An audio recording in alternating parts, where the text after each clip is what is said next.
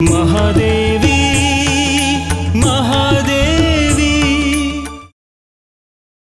ನಾನು ಸಾಯ್ಬೇಕು. ಬೇಡ ಶೇಖರಿ,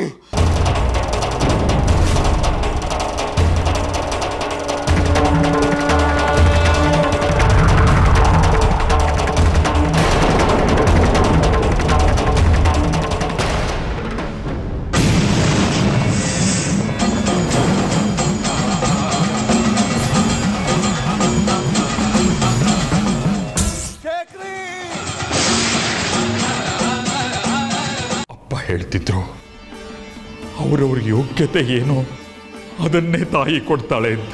ಈ ಹಿಂಸೆನೇ ನನ್ನ ಭಾಗ್ಯನ ತಾಯಿ. ಹೇಳು ಹೇಳು ತಾಯಿ, ಜನ್ಮ ಪೂರ್ತಿ ನಿನ್ನ ಸೇವೆ ಮಾಡಿದ್ದಕ್ಕೆ ಇದೇನ ಪ್ರತಿಫಲ?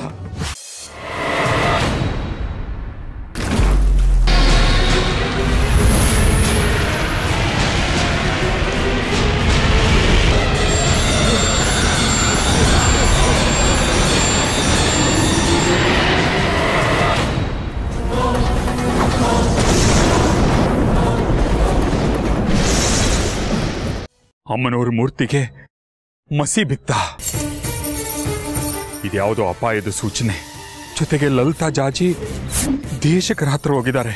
ದೇಶಕರೇನಾದರೂ ಜಾಜಿ ಅಲ್ಪಾಯುಷ್ಯದ ಬಗ್ಗೆ ಲಲಿತಂಗೆ ಹೇಳ್ಬಿಟ್ರೆ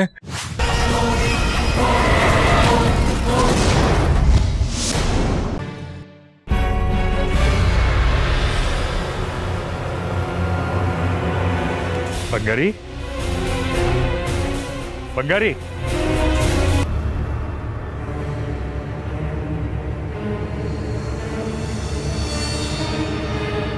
ಬಂಗಾರಿ, ಹಗ್ಗ ಹಿಡ್ಕೊಂಡು ಏನೋ ಮಾಡ್ತಿದ್ಯಾ? ಬಂಗಾರಿ ಬಂಗಾರಿ ಬಂಗಾರಿ,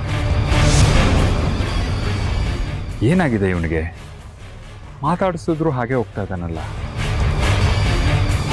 ಈಚೆಗೆ ಇವನ ನಡವಳಿಕೆನೇ ವಿಚಿತ್ರವಾಗಿದೆ.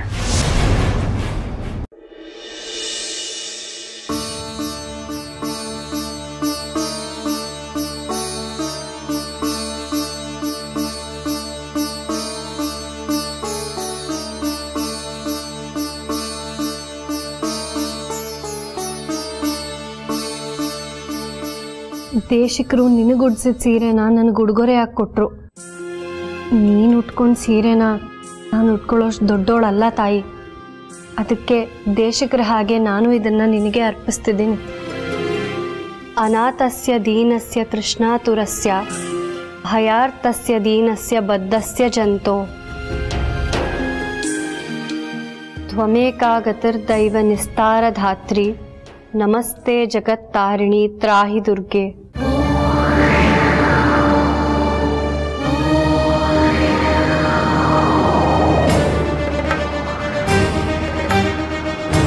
ಸೀರೆ ಹೇಗೆ ಸುಟ್ಟೋಯ್ತು ಲಲಿತಾ? ಇದ್ದಕ್ಕಿದ್ದ ಹಾಗೆ ಬೆಂಕಿ ಹತ್ಕೊಂಡ್ಬಿಡ್ತು. ಇದ್ದಕ್ಕಿದ್ದ ಹಾಗೆ ಬೆಂಕಿನ? ಅದು ಹೇಗೆ ಸಾಧ್ಯ ರೀ? ನಮ್ಮ ಮನೆಯಲ್ಲಿ ಒಂದಾದ್ಮೇಲೆ ಒಂದು ಅಪಶಕನಗಳು ನಡೀತಾನೆ ಇದೆ. ಅದ್ರಲ್ಲಿ ಇದೊಂದು. ಈಗೇನು ಅಪಶಕನ ಆಯ್ತು? ನಾನು ಜಾಜಿಗೆ ಖಡ್ಗಮಾಲಾ ಸ್ತೋತ್ರ ಹೇಳ್ಕೊಡ್ತೀನಿ ಅಂತ ದೇವ್ರ ಮನೆಗೆ ಕರ್ಕೊಂಡು ಹೋದೆ. ಅಲ್ಲಿ ಇದ್ದಕ್ಕಿದ್ದ ಹಾಗೆ ವಿಗ್ರಹದ ಮೇಲೆ ಮಸಿ ಬಿತ್ತು.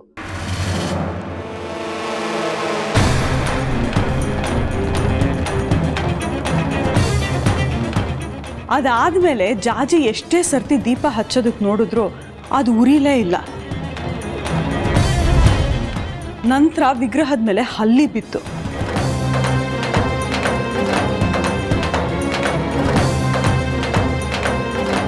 ಅದನ್ನ ನೋಡಿ ಬಂಗಾರಿ ಪರ್ಕೆ ತಗೊಂಡು ಬಂದ ವಿಗ್ರಹದ ಹತ್ರ.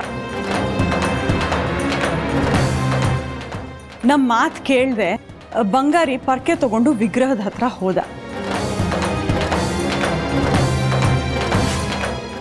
ಬಂಗಾರಿ ಪೊರ್ಕೆನ ದೇವ್ರ ಹತ್ರ ತಗೊಂಡು ಹೋಗ್ಬಾರ್ದು ಕಣೋ. ದೇಶಕರು ಜಾಜಿಗೆ ಅಂತ ಒಂದು ಸೀರೆ ಕೊಟ್ಟಿದ್ರು. ಅದನ್ನ ಅವಳಲ್ಲಿ ಇಟ್ಟಿದ್ಲು.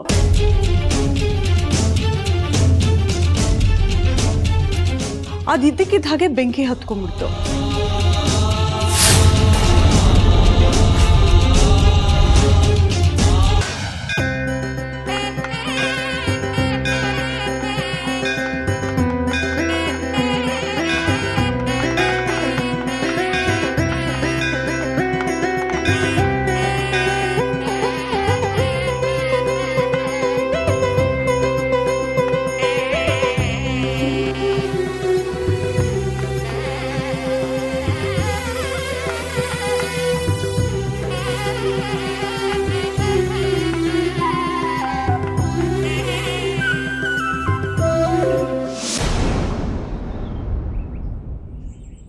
ನಮಸ್ಕಾರ ಸ್ವಾಮಿ.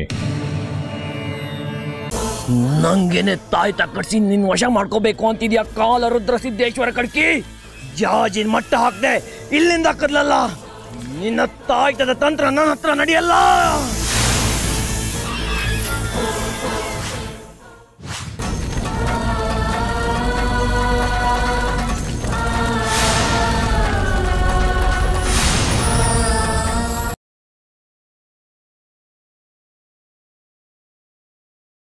ನಮ್ಮ ಆಫೀಸಲ್ಲಿ ಮಾಡೋ ಕೆಲಸಕ್ಕೆ ಸಂಬಳ ಸಿಗಲ್ಲ.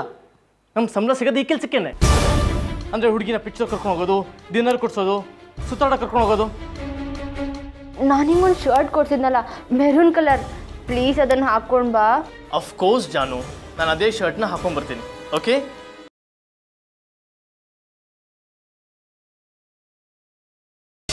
ಸೂರಜ್ನ ಈ ಸಂಕಟದಿಂದ ಪಾರು ಮಾಡಿ ತಂದೆ ಆದವಂಗ ಮಗನಿಗಿಂತ ಬೇರೆ ಏನು ದೊಡ್ಡದಿಲ್ಲ ಅನ್ನೋದನ್ನ ತೋರಿಸ್ಬೇಕಾಗ್ಯದವ. ಅದನ್ನ ನಾನು ಮಾಡ್ಲಿಕ್ಕೆ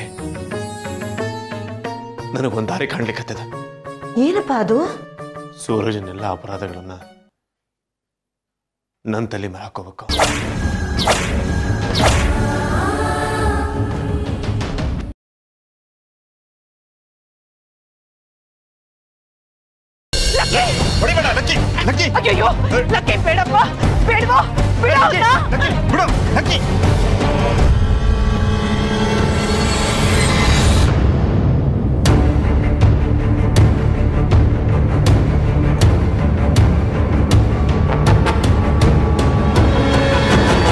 ಬಿಡೆ ನನ್ನ ಮಗನ ಕೈನ.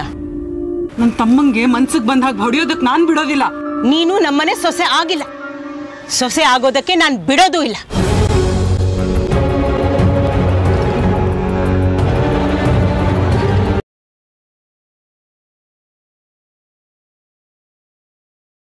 ರಾಮು ಅವರೇ, ಫ್ಲೈಟಲ್ಲಿ ಹೋಗಿದ್ದು ಎಷ್ಟು ಚೆನ್ನಾಗಿತ್ತು ಗೊತ್ತಾ? ಮೇಲೆ ಹೋಗ್ತಿದ್ದಾಗೆ ಎಲ್ಲ ಇಷ್ಟಿಷ್ಟೇ ಕಾಣ್ತಿದ್ರು. ಏನು ಮಜಾ ಆಯಿತು ಗೊತ್ತಾ?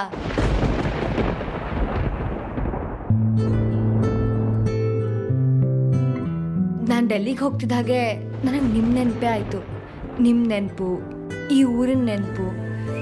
ನೀವು ನೆನಪಾದಾಗೆಲ್ಲ ಏನೋ ನಗು ಬರ್ತಾಯಿತ್ತು.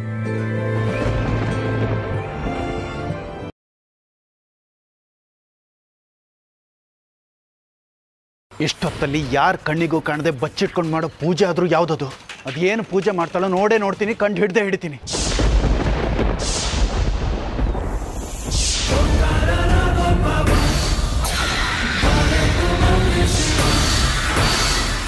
ಏನು ನೋಡ್ತಾ ಇದ್ದೇನೆ ನಾ ಇಲ್ಲಿ? ಏನು ನಡೀತಾ ಇದೆ ಇಲ್ಲಿ? ಇದೆಲ್ಲ ನಿಜನಾ?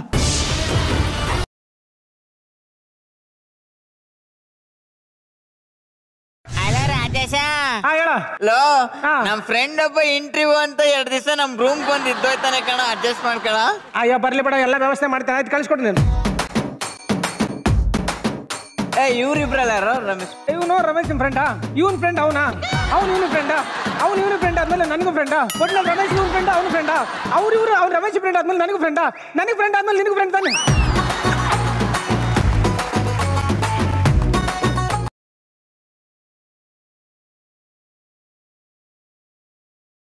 ಏನೋ ಬಚ್ಚಿಟ್ಕೋತಿದ್ಯಲ್ಲ ನೀನು, ತೋರ್ಸು.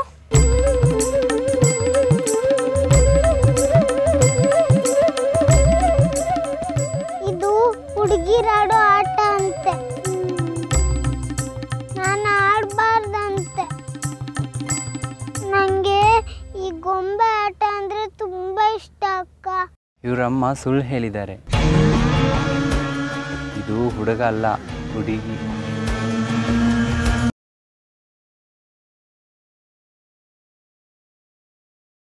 ಅವರಿಬ್ರು ದೂರ ಆಗಲಿ ಅಂತ ಎಷ್ಟು ದೇವ್ರಿಗೆ ಹರಕೆ ಹೊತ್ಕೊಂಡಿದ್ದೀನೋ ನನಗೆ ಗೊತ್ತು. ನಾನು ಹೇಳೋಕೆ ಮುಂಚೆನೇ ಎಲ್ಲ ವಿಷಯನ ಅವಳಿಗೆ ಗೊತ್ತು. ನನಗೆ ಯಾಕೋ ನೀನೇ ಎಲ್ಲ ಹೇಳಿದೆಯಾ ಅಂತ ಅನಿಸ್ತಾ ಇದೆ.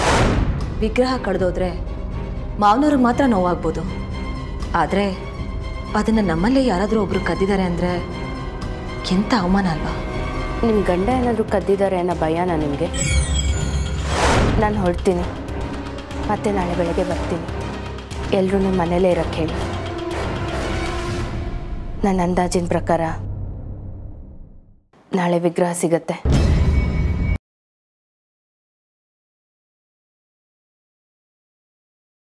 ಮೇಘನಾ, ವಿಕ್ರಮ್ ಮನೆಗೆ ಬಂದ? ಎಲ್ಲಿದ್ದಾನೆ? ಮಗಳೇ, ನಿನಗೊಂದು ಮಾತು ಕೇಳಬೇಕು. ಕೇಳಪ್ಪ.